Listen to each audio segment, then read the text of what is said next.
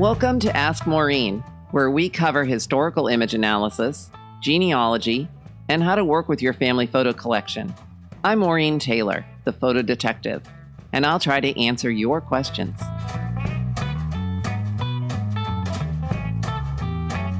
Hello, and welcome to another episode of The Photo Detective. And as you know from past episodes, I use the Be Live platform for the Facebook Lives, which means that it is interactive. You can ask your questions, and myself and my guests can answer them as we're live. If you miss it, you can certainly catch this on my Photo Detective Facebook page and still ask questions. But you can also listen to this on the podcast, which is The Photo Detectives, available on iTunes or your favorite podcast supplier.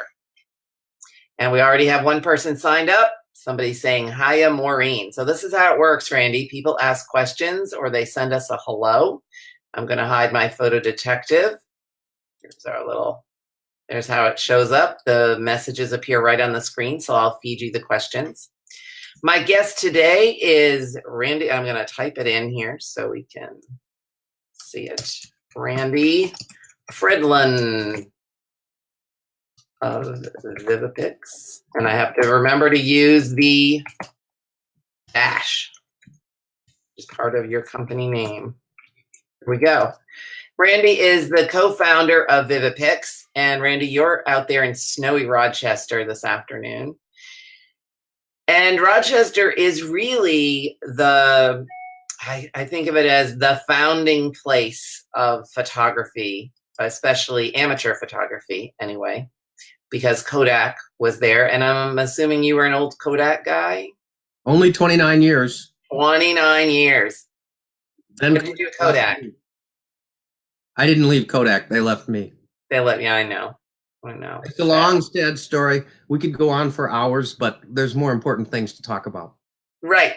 But what did you do at Kodak? Because certainly it's related to what you do for VividPix. I was both in new product development and also in research. And most of what I've done for VividPix, I picked up along the way. It's worked out, I think, pretty well. We've done some good things to help people with their pictures. Yes, you have. My husband's family's from Rochester originally, or one branch of it, and they were early Kodak investors, which was kind of cool. The family always talked about how they backed that Kodak company. If you invested in Kodak up until about 1993, you couldn't go wrong. Exactly. After that, not so much. Not so much. Exactly. So anyway, VividPix, we have talked about this before, not you and I, but with Randy Voigt. And I love VividPix because I think that it's like magical. You upload a photograph and the program automatically makes it better. You get 9 selections. So we're going to show some of those today, and you're going to talk me through it and maybe talk a little bit about how this is possible, but not in a super technical way, because you'll lose me for sure. I'm the kind of person that just wants to know that it works. Well, I'm glad that you enjoy it. Our intent was to make some of the difficulty in imaging in general and improving your images easy for people. And what you're saying is that we've succeeded, at least for one person. You have completely, totally succeeded. I get an email at least once a week from someone who wants to know what program they can use to improve the quality of their photographs. And up till I knew about VividPix, I would say, well, you could learn Photoshop, but it's an uphill climb and it's expensive. And now VividPix is very reasonable. If you just buy the standalone program, it's I think $49.99, something like that. Yeah, we're a one-shot purchase, and then you're able to load it onto 2 different computers. And we try to help everybody get the product onto their computers, and then should they have any problem, unfortunately, Cindy and I are the people at the end of the support lines, and we help out. Well, I'm the support line for the Photo Detective. Don't be surprised if you have a problem with your product and I call you at 9 o'clock. Yeah. It's ongoing, and hopefully we feed back what we hear on the support line into the development of the program so that we can make it better and easier. So we already have a question from a woman who is also known as Dear Mert. So is it a cloud-based photo editing app? I'll let you answer that one because it's no. At present, it's not cloud-based. It runs on either your Mac or Windows computer. That's right. I have it here on my computer. So let me show a couple of things so that people can see what this looks like, and we'll go through and do a couple. But if Pat wants to fund us to the tune of many, many $1,000s, maybe we'll think about making it cloud-based. Yeah, apps are expensive, very expensive. Oh, yes. So having been developing one myself, I can tell you how expensive it is. So we're going to show you this picture. This is my mom on her wedding day, and I have this amazing photo album from their wedding. It's, maybe 25 pages, and they had like the world's worst photographer. When I show my mom this album, she always curses about the photographer. He didn't wash the pictures long enough. The pictures are all coated in plastic. You have to take the plastic off to get the picture. Everything's faded and brown and stained and horrible. And with VividPix, this is what it now looks like, which is, it's just beautiful. It's just beautiful. So would you like to see, I'm sure all of you would like to see how this is possible, how we could turn a very faded, damaged picture into something that's frameable and definitely worth passing on to the next generation. Now, obviously, it's just touching the digital image. So shall we go to that, Randy, and see what we got here? Sure. By the way, as far as the old plastics are concerned, right? The images, you depending on what the plastic is, you may want to take that off and never put it back near the picture anyway, because the plasticizers attack the dyes. It's horrible plastic. It's horrible plastic. When I was scanning these last night, I was like, "Ooh, this plastic's going away." It's bonfire plastic. It is. It's actually. It's gotten to the point where it's. You feel it. You can feel sticky. the plasticizers. Right. It's sticky. Yeah. All right. So let's go to this. Here we go. So here is VividPix. This is what it looks like when you have the program on your computer, as I do. It's in my Mac dock at the bottom of the screen, so it's always available to me. It's a little scanner icon, and I just have to go to it. It's here somewhere. Here we go. So we're going to select an image, and we'll go with the wedding one first. Hold on for just a second. I got to find it. It's on my desktop. Everybody close their eyes. You don't want to see everything I have on here. It's like way more stuff. Wedding 4. Here we go. So here's that picture I'm uploading, and VividPix automatically converts it. And I get a 9-shot here of which one do I think looks the best. Now, Randy, we were talking before we went live about how everybody sees something different. Yeah, there's 2 things I wanted to mention about this. The first is what you just mentioned, is that everybody sees contrast, brightness, colors, so on and so forth, a little bit differently. In the most obvious cases are when people are colorblind and all that sort of thing, but we won't go there. Right. Most folks will have some differences in how they perceive an image, and also what the subject is, what the most important part of the image is. So we provide these 9 choices, and really it's just a starting point. You click on any one of them and go from there. We're going to click on that one. Right. And if you think that's good enough, then we're done. Okay, but I don't think so. Let's make it better. I always have to twiddle with the dials, in order to see if I can make things a little better. Yeah. So I encourage people to do so. The second point I wanted to make was that in that 9 up with those 9 images, none of those images is the original. The one in the center is the one that our automatic algorithms have decided that, is what we should present. And then the contrast and brightness has been varied in all the others in order to give you some options. Right. So I'm playing with it right now as we're speaking, trying to duplicate.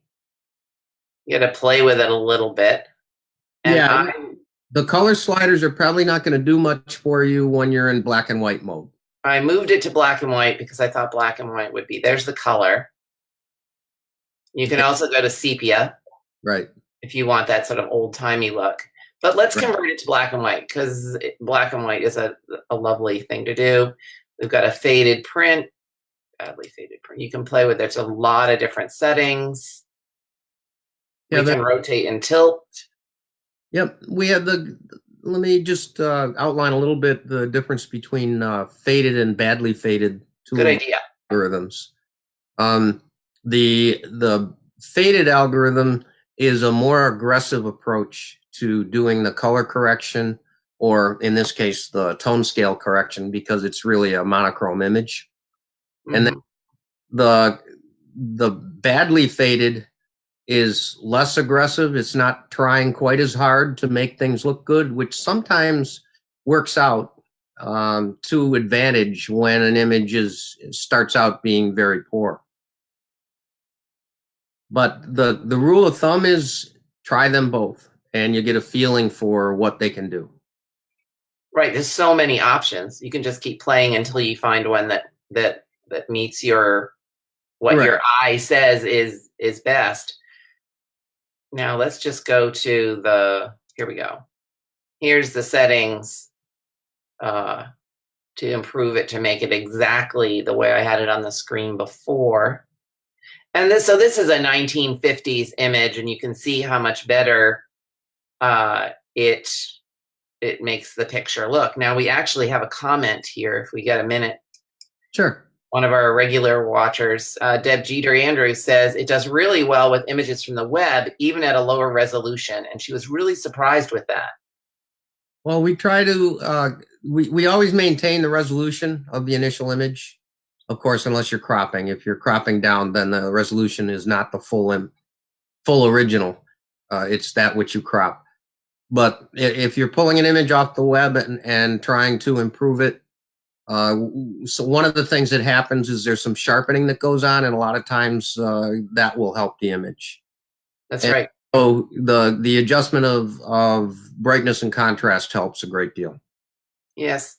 So Pat Richley's back, and she says she's highly motivated. This looks much easier than Photoshop.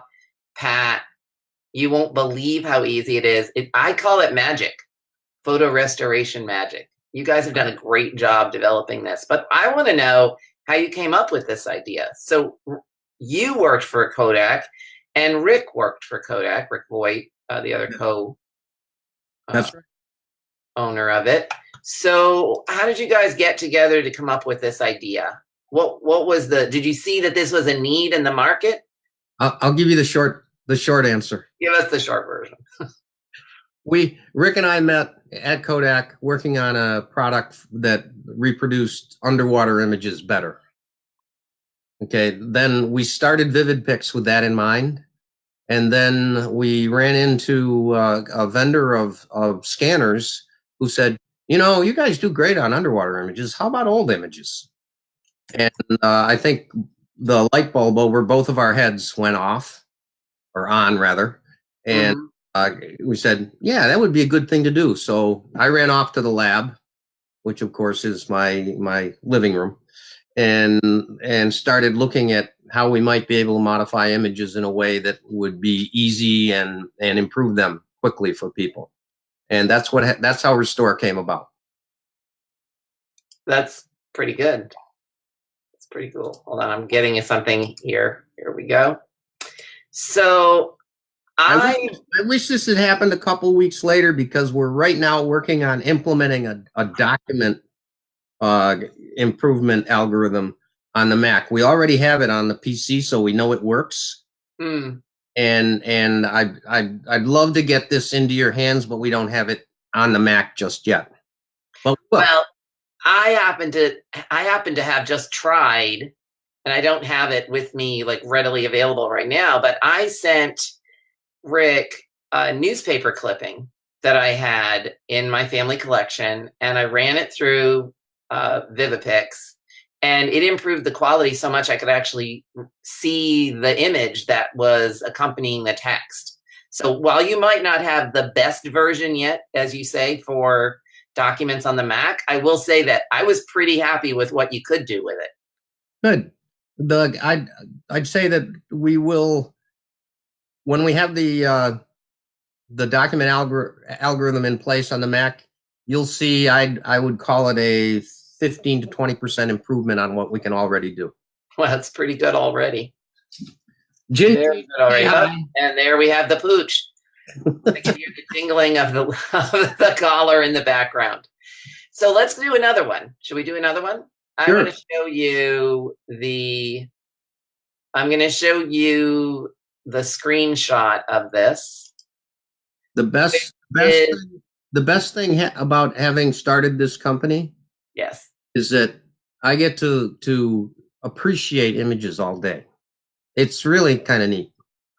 And I love to see like a picture like this it's barely discernible on the left become something that you can really enjoy on the right. Right.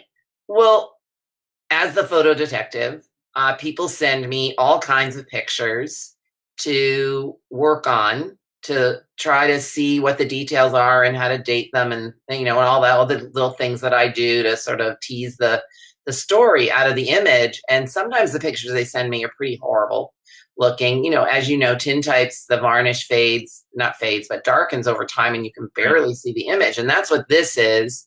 This is an 1870s First Communion picture that's in my research collection.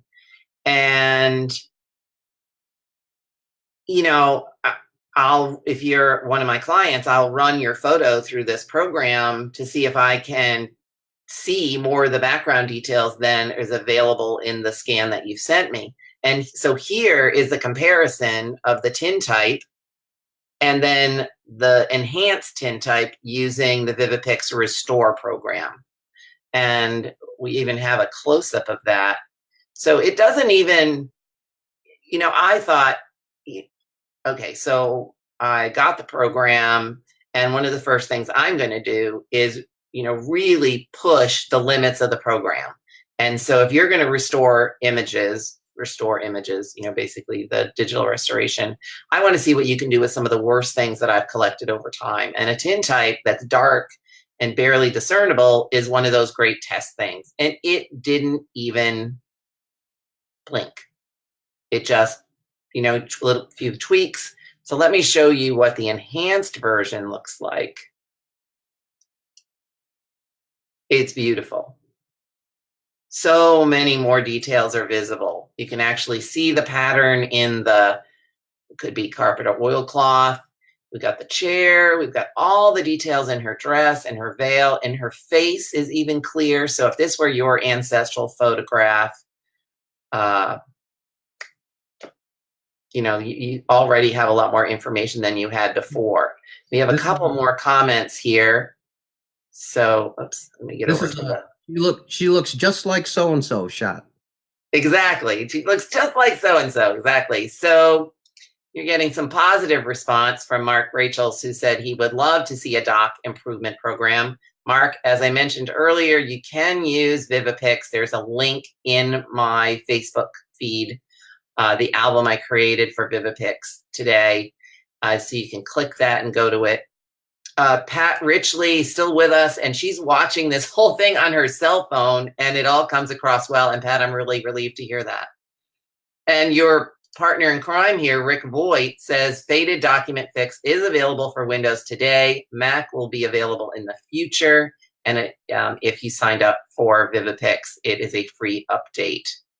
Good point. I forgot to mention that, yes, if you purchase the Mac version now, when the document algorithm is available, it'll be free to you in an update.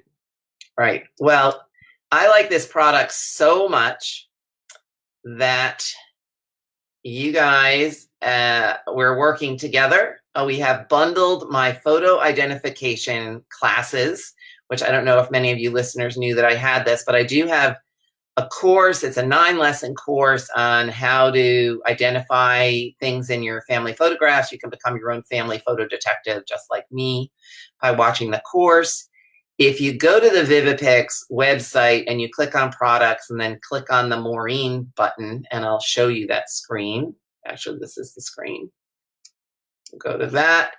It is available for Windows and the Mac, and it's bundled with Restore for a very special price. So you're getting a discount. There is the online course for my online course, which is just the 9-lesson video course. And of course, you get the email support from me.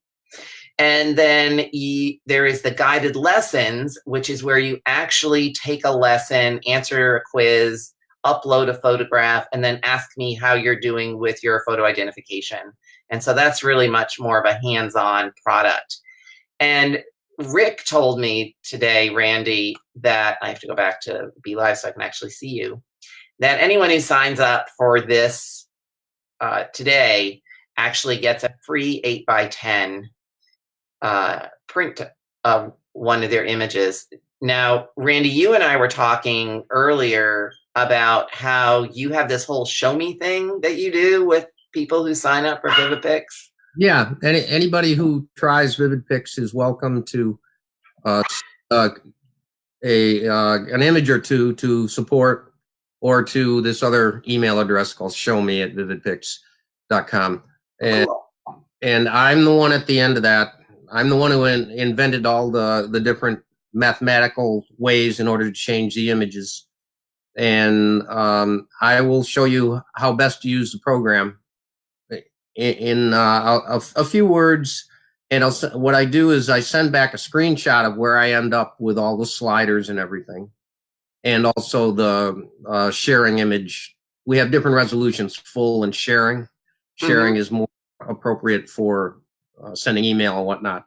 So I send both the screenshot of where the controls ended up and also the finished image, so you can see what I did and go from there.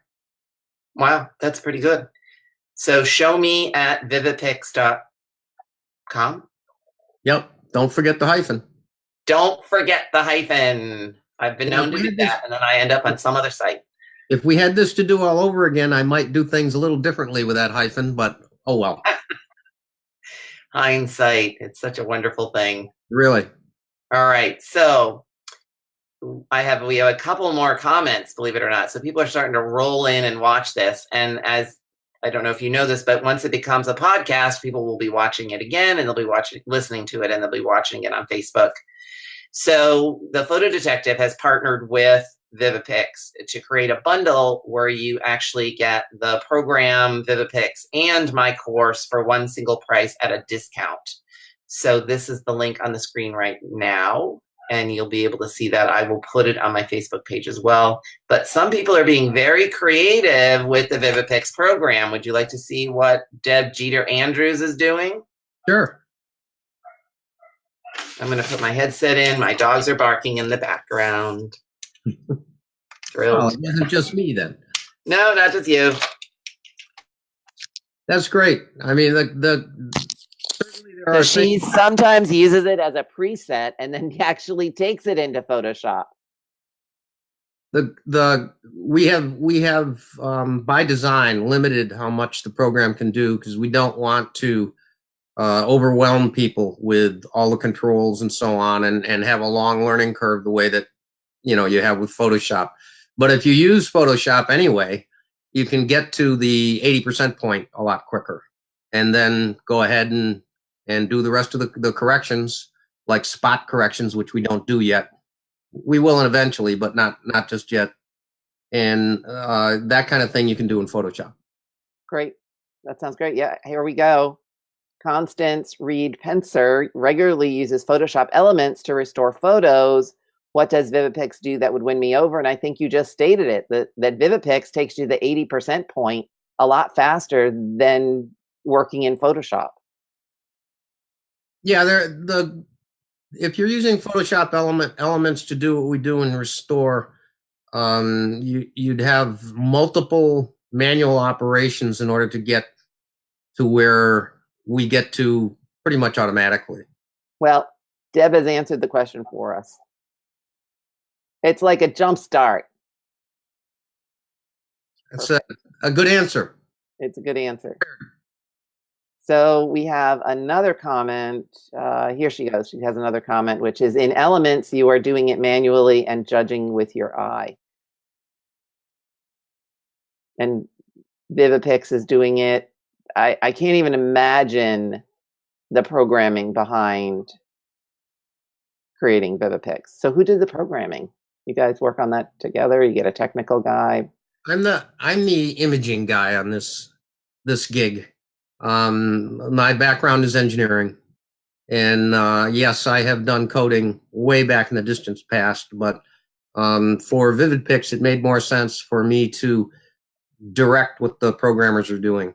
Right. So you say, I would like it to do this, and this Right. is what I would like it to look like, and they make it so. And explain a little bit of the math that I see happening. Yes. So there's quite a bit of math going on behind the scenes that allows us to do things automatically. Right. It all comes down to math. So today my guest is Randy Fridland of VividPix. Does anyone have any questions for him before we wrap up? And to mention just one more time, I am partnering with VividPix to offer my photo identification course, and then you get it bundled with VividPix or Restore software, and you get a free 8x10. So it's a pretty good deal, I think.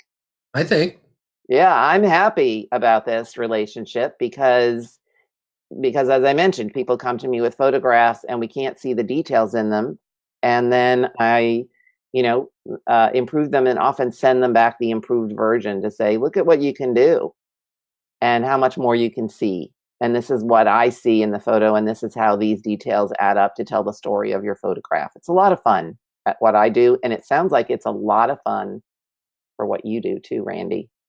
Oh yeah. So more thing for all listeners and anyone who might listen to this on a podcast. If you think of a question after the fact, then you can certainly contact us at support@vividpix.com. Hold on, I'm going to put that on the screen. You can also reach it through Facebook. I'm sorry, I didn't hear. They can also reach out on Facebook and we'll get the message. So there's the support address, support@vivid-pix.com. Terrific. And then Deb Jeter. In particular, just address it to me, call out Randy and say, this is my question, and I will answer it. Yeah. To the best of my abilities. That's the beauty of a small business, right? You go right to the top. Deb Dieter says, again, most photographers in retouching use presets to save time and increase workflow. Pretty much, I think what you're saying, Deb, is anyway. So why not use VividPix and do the 80% and then go to Photoshop? But you don't need to use Photoshop with VividPix. There's a lot of tweaking that you can do in the program itself. Yeah, Deb, and to continue on your comment, with VividPix in the lower left-hand corner on the 2-up screen, there's a way that you can save your presets. Yeah, I'm going to put that up there. Where are we? Here we are. So if you find you have on the lower left, you can see the radio button, and then you fill in the names. There you go. Right, user setting at the bottom. It says save settings to apply the same improvement to additional photos. Right. So you'd enter a name and then hit save. And if you have, that's really useful if you have a lot of pictures that are all very much the same. Pretty much the entire wedding album in my case. And what I would, in those cases, you're still going to want to look at them, and because the subjects change and lighting a little bit and all that sort of stuff, but it can save you a lot of time. Yes. I think so. This took, it literally, you saw it on the screen. We uploaded the image. Let's upload another one. Let's do, where did I put it? Hold on for a minute. You can see everything. Oh, where did I put that? Do communion, spell 014. I spell communion right? No. Oh, I give up. Oh, I just figured out I can see the comments. Yeah, duh, the technical guy. Cheryl is saying time on Mac version. The Mac version is out. It's available now. It's just the update for the document algorithm will be coming out, hopefully within a few weeks. That's great. That's great. Great. That photo I wanted to put up on the screen did not want to be found, but here's that 2-shot of the before and after of the tintype. Lots of things that you can do here. So my guest today was Randy Friedland of VividPix. I have partnered with them to create a really special bundle for all of you listeners, and you get a free 8x10. Oh, yep. Rick is chiming in, as you can see, Randy. VividPix Restore is available for the Mac today. Its algorithms are designed for photos, and the update for documents will be coming soon. Absolutely. And Linda Barnes, wow. Sometimes I just want to take 6 months off from genealogical research to devote to restoring all the old photos that have been given to me by my parents, grandparents, and other family. Love what this can do. And you know what, Linda? Those photos, you could totally justify working with them, because those photos are genealogical documents, and the details in them could actually push your research to the next level. But nope, here we go. Ooh, Paula, sounds wonderful. I've been working with a local restorer. I wonder if he uses this program. Ooh, you might have to ask him that. Yeah, my guess would probably be not, because part of our end user agreement says you can't use it commercially. We have other arrangements for that, which Rick, I'm sure, would love to talk to people about. Right. So if you decide you want to be a professional photo restorer, then contact Rick at VividPix, and he'll fill you in on the commercial aspects of that. But in the meantime, they've created this wonderful tool for genealogists and others to use to make their photo collections look a whole lot better and be able to tell a much better photo story. So Randy, I want to thank you very much for creating this product. You and Rick have done a lot to really help with photography. And of course, that's near and dear to my heart. We're happy to help. Great. All right. Well, thank you for joining us, and wait for next week for another edition of The Photo Detective. Thank you so much. Bye, Randy. Thank you. See you later.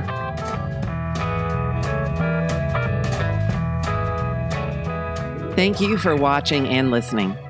You can submit your questions for future episodes using the Ask Maureen button on MaureenTaylor.com or through any of my social media contacts. You can find me on Twitter and Instagram as The Photo Detective, and on Facebook at Maureen Photo Detective. I hope you'll come back for the next show. Don't forget to send me your questions.